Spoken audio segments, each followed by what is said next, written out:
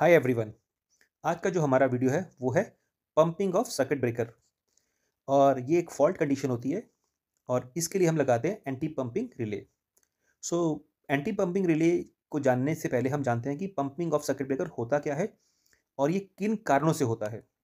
तो pumping of circuit breaker का मतलब ये होता है कि सर्किट ब्रेकर जो है हमारा वो बार बार ऑन ऑफ हो रहा है, यानी कि ट्रिप एंड क्लोज हो रहा है।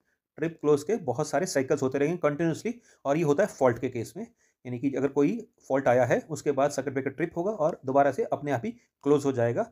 और इसके पीछे जो कारण है वो मैं आपको बताऊंगा। तो सबसे पहले एक नॉर्मल कंडीशन लेके चलते हैं कि हमारे पास एक सर्किट ब्रेकर है।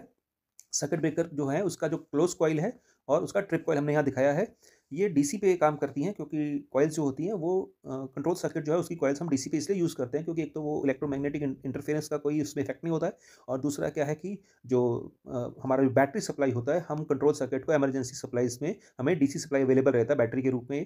तो हम जो भी कॉइल्स होती हैं वो डीसी कॉइल्स यूज़ करते हैं। करेक्ट। तो यहाँ पर हमने एक पॉजिटिव बस बार दिखाई है और यहाँ पर एक नेगेटिव बस बार है। ये 220 का भी हो सकता है और 110 वोल्ट टीसी का भी हो सकता है, 24 वोल्ट टीसी का भी हो सकता है। सो लेट अस से कि एक नॉर्मल ऑपरेशन है।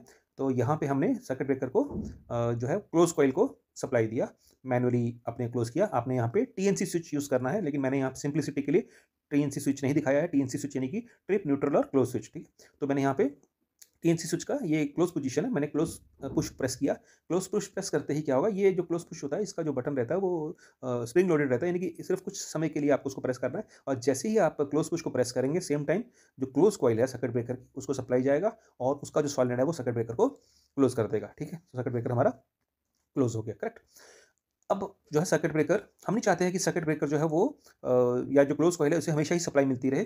ठीक है, तो और हमें इंश्योर करना है कि उसको सप्लाई फर्दर ना मिले दोबारा। तो हमने यहाँ पे लेटर से कि एक का सर्किट ब्रेकर का एनसी कॉन्टैक्ट लगा दिया। एनसी कॉन्टैक्ट क्या करेगा, जैसे सर्किट ब्रेकर जो है वो जब उसका जो डिफॉल्ट कंडीशन है एनसी कॉन्टैक्ट का वो क्लोज है, लेकिन सर्किट ब्रेकर के ऑन होने पे यानी कि सर्किट ब्रेकर के क्लोज होने पे ये कॉन्टैक्ट ओपन हो जाएगा।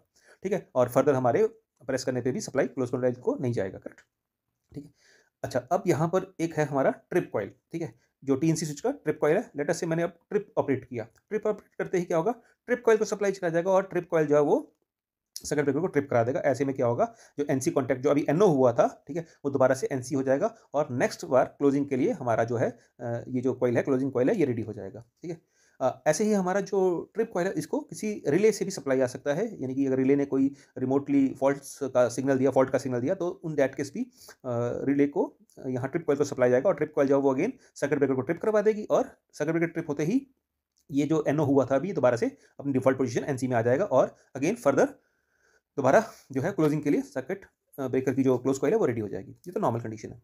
लेकिन जो पंपिंग होता है वो क्यों होता है कि मान लीजिए कि ये जो आपका टीएनसी स्विच का क्लोज कॉइल है, यानी कि इसका जो बटन है, ये वाला जो स्विच है, ये जो पुश बटन है, ये यहाँ पे स्ट्रक रह गया। अब ये अगर स्ट्रक रह जाए तो क्या होगा, जो सप्लाई अभी तक यहाँ पे वेट कर रही थी वो इस पॉइंट पे आके वेट करना शुरू कर देगी और यहीं से सारा कहानी शुरू हो जाता है पंपिंग का। ठीक है, तो मैं आपको बताता हूँ कि ये होगा कैसे। ठीक है, लेटेस्ट से हमारा ये कॉन्टैक्ट जो है ये स्ट्रक रह गया और अंदर से ये बना हुआ है, तो सप्लाई आपकी यहाँ तक अवेलेबल होगी। करेक्ट, यहाँ तक आपकी सप्लाई अवेलेबल होगी। ठीक है, अब आपने यहाँ पे सर्किट ब्रेकर को ऑपरेट करवाया। ठीक है, क्लोज करवाया। ठीक है, क्लोज करवाते सर्किट ब्रेकर क्लोज हो गया। अब क्या हुआ, क्लोज होते ही सर्किट ब्रेकर का ये जो कॉन्टैक्ट है ये ओपन हो गया। ठीक है, यहाँ से ये एनसी जो है वो एनओ में बन गया। ठीक है, करेक्ट। अब सब ठीक चल रहा है। अब लेट अस से कि रिले ने आपको यहाँ पे एक फॉल्ट सिग्नल दिया। ठीक है, ठीक है, अर्थ फॉल्ट हुआ या कोई भी फॉल्ट हुआ, भैया सर्किट ब्रेकर को अब आप ट्रिप करवाइए। ऐसे में क्या होगा, ट्रिप कॉइल को सप्लाई जाएगा।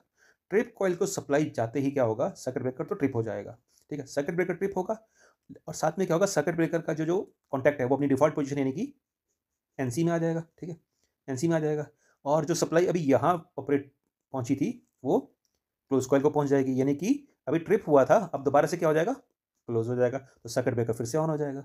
ठीक है, लेकिन फॉल्ट तो आपका गया नहीं है। ठीक है, फॉल्ट गया नहीं तो फॉल्ट आपका फिर से ट्रिप कॉइल को सिग्नल देगा। ट्रिप कॉइल जो है वो फिर से कुछ डिले होता है 10-15 सेकंड का, डिपेंडिंग अपॉन सर्किट के फॉल्ट के ऊपर। तो फॉल्ट का वेट करेगा, अगर फॉल्ट एग्जिस्ट करेगा वो करेगा ही, क्योंकि आपने फॉल्ट तो क्लियर किया नहीं है। तो अगेन ट्रिपिंग कॉइल जो है वो ट्रिपिंग करवाएगा। ट्रिपिंग करवाते ही क्या होगा, ये जो कॉन्टैक्ट है, ठीक है, ठीक है, ये फिर से जो है ये अपनी डिफ़ॉल्ट पोज़ीशन में आ जाएगा, सर्किट ब्रेकर का ट्रिप होते ही अगेन ओपन हो जाएगा, ये क्लोज़ हो जाएगा। अगेन सप्लाई क्लोजिंग को चलेगी क्योंकि आपको प्रेस करने की ज़रूरत ही नहीं है क्योंकि ये तो स्ट्रक हो गया है। तो जो सप्लाई यहाँ पर थी, वो अब यहाँ पर आ गई थी और जैसे ही ये कॉन्टैक्ट जो है दोबारा अपनी डिफ़ॉल्ट पोज़ीशन में आएगा, एनसी में आएगा, अगेन क्लोज़ हो जाए क्लोज़ सर्किट ब्रेकर को सप्लाई चली जाएगी, ठीक है? सर्किट ब्रेकर अगेन क्लोज़ हो जाएगा। सर्किट ब्रेकर के क्लोज़ होते ही क्या होगा, ये फिर से ओपन हो जाएगा, ठीक है? ये एनओ हो जाएगा, ठीक है? अब ये एनओ होते ही क्या होगा, यहाँ से फिर से सप्लाई जारी है क्योंकि रिले जो है आपका वो फिर से सिग्नल भेज रहा है, कंटीन्यूअसली भेज रहा है। अगेन ट्रिपिंग हो जाएगी। ट्रिपिंग होते ही दोबारा ये एनओ जो था ये हो जाएगा फिर से एनसी हो जाएगा, फिर सप्लाई पहुँच जाएगी, ठीक है? फिर से ट्रिपिंग होगी। तो ऐसे में क्या होगा बार-बार सर्किट ब्रेकर जो है वो ट्रिप क्लोज़ होता रहेगा और ये कंटीन्यूअसली चलता रहेगा। तो ये आपको कंटीन्यूअसली मिलता रहेगा और इसकी वजह से आपका क्या है सर्किट ब्रेकर भी डैमेज हो जाएगा, ठीक है? सर्किट ब्रेकर भी डैमेज हो जाएगा और जो आपका पावर क्वालिटी है यानी कि जो वोल्टेज स्पाइक्स बहुत ज़्यादा क्रिएट होंगी और उसकी वजह से आपका जो है पावर क्वालिटी भी बहुत ज़्यादा हैम्पर हो जाएगी, ठीक है? तो ये है पंपिंग, ठीक है? अब इस पंपिंग को रिमूव कैसे किया जाता है? इस पंपिंग को रिमूव करने के लिए आप लगाते हैं एक एंटी पंपिंग रिले, ठीक है? Anti pumping relay. तो एंटी पंपिंग रिले जो है वो क्या इंश्योर करता है, वो ऐसा इंश्योर करता है कि अगर जो टीएनसी स्विच है, ट्रिप, न्यूट्रल और क्लोज कॉन्टैक्ट, तो अगर टीएनसी स्विच का क्लोज पुश जो है वो अगर खराब भी हो जाए, ठीक है? तो ऐसे में बार-बार आपकी पंपिंग ना हो, ठीक है? तो इसके लिए हम लगाते हैं एंटी पंपिंग रिले और एंटी पंपिंग रिले का जो सर्किट है, वो भी मैं आपको बड़े सिंपल तरीके से अगले वीडियो में बताऊँगा। तो आप हमें फॉलो करके रखिए, मिलते हैं अगले वीडियो में very soon. Thank you, keep learning, keep growing.